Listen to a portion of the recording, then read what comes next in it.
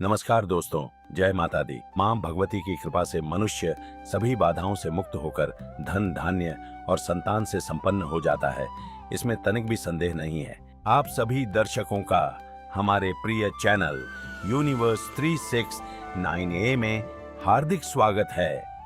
आज की इस वीडियो में हम आपको चैत्र नवरात्रि से जुड़ी एक पवित्र और प्रेरणादायक कथा सुनाने जा रहे हैं। नवरात्रि हिंदू धर्म का एक अत्यंत पवित्र और महत्वपूर्ण पर्व है। नवरात्रि शब्द संस्कृत के दो शब्दों से मिलकर बना है। नव प्लस रात्रि अर्थात 9 रातें। इन 9 दिनों और रातों में मां दुर्गा के 9 स्वरूपों की पूजा और आराधना की जाती है।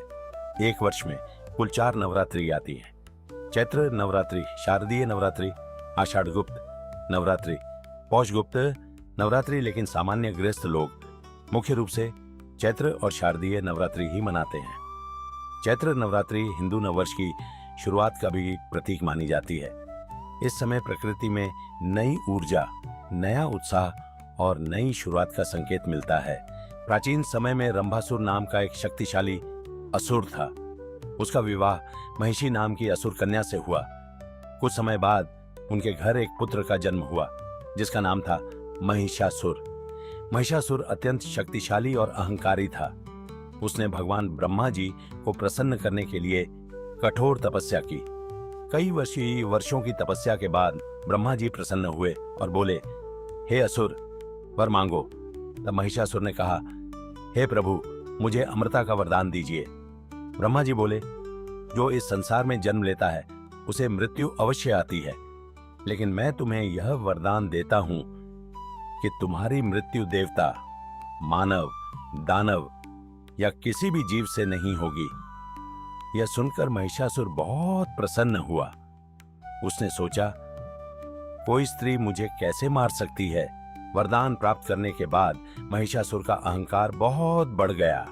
उसने देवताओं पर आक्रमण कर दिया और स्वर्ग पर कब्जा कर लिया। देवताओं के राजा इंद्र को भी अपना सिंहासन छोड़ना पड़ा। तब सभी देवता भगवान शिव और विष्णु के पास गए और अपनी पीड़ा सुनाई। देवताओं की बात सुनकर भगवान शिव और विष्णु अत्यंत क्रोधित हुए। तब सभी देवताओं के तेज से एक अद्भुत दिव्य प्रकाश उत्पन्न हुआ। यह दिव्य तेज धीरे धीरे एक दिव्य स्त्री रूप में बदल गया। वही थी मां आदिशक्ति दुर्गा। सभी देवताओं ने माता दुर्गा को अपने अपने अस्त्र और शस्त्र प्रदान किए। भगवान शिव ने त्रिशूल दिया, विष्णु जी ने सुदर्शन चक्र दिया, इंद्रदेव ने वज्र दिया। इस प्रकार मां दुर्गा अत्यंत शक्तिशाली हो गई। महिषासुर का वध माता दुर्गा और महिषासुर के बीच भयंकर युद्ध हुआ। यह युद्ध लगातार 9 दिनों तक चला। आखिरकार 10वें दिन माता दुर्गा ने महिषासुर का वध कर दिया। यह दिन विजयादशमी के नाम से प्रसिद्ध हुआ और तभी से नवरात्रि का पर्व मनाया जाने लगा। नवरात्रि हमें यह सिखाती है कि सत्य की हमेशा विजय होती है, अहंकार और अधर्म का अंत निश्चित है और मां दुर्गा की भक्ति से जीवन में शक्ति और सकारात्मक ऊर्जा आती है।